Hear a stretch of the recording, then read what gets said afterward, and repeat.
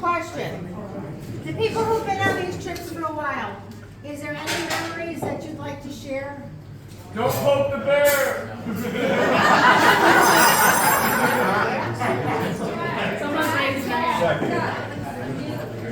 So, I mean, my own Opa passed away a few years ago, and that was still hard on me. But one thing I'm always gonna hold tight on to are the pictures of me posing in front of statues of butts.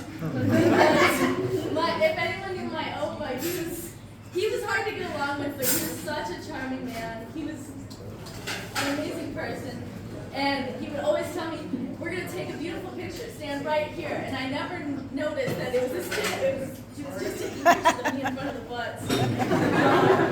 So for me, I'm gonna hold really tightly to those memories of my own Opa, and also, of course, like being able to see my sister and brother grow up here too. It's just been magical. So thank you guys.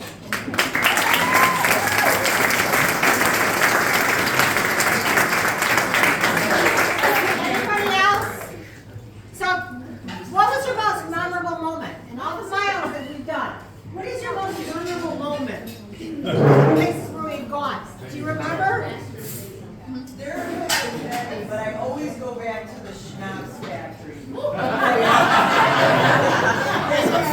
The kids are learning how to make black forest cake, and they put so much schnapps in it that kids were so awesome. And then the adults ran over to the tasting, and the adults that had already done the tasting are like, "Oh, we tried this and this and this." And by the time we pulled out of there, it was one happy bus. That was a good time. Oh, yeah. That was a great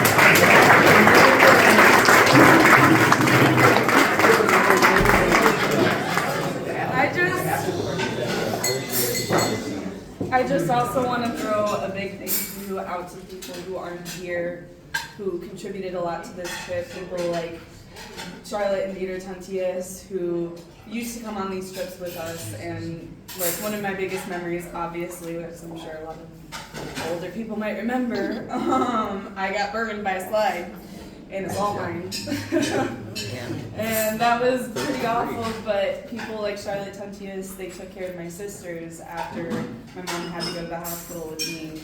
And like Selena and Nita said, this at the end of the day is a family, and that's what it's all about. I slept in a drawer on the first trip in 2002.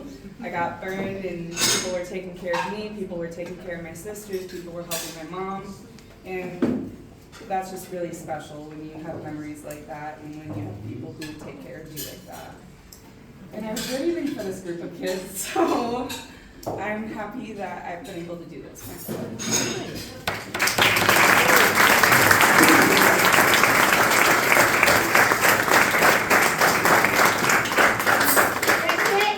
Nothing else? 2016, driving away without Christine Heck.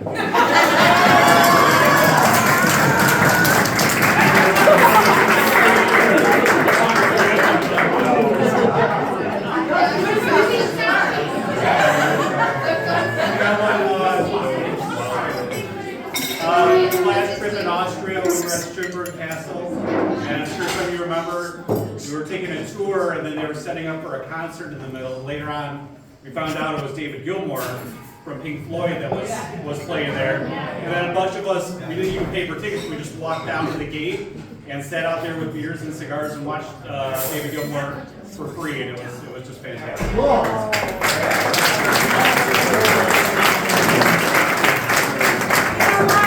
You've had many bus leaders, Matt. Thank you. Thank you so much.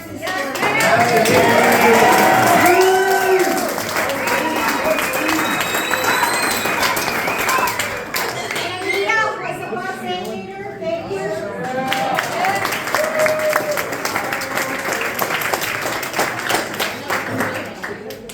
All right, I'll shut up now. Where's Harry? Harry's right here.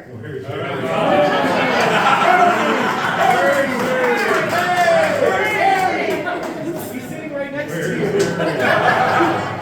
It's not Joe. It's not Joe.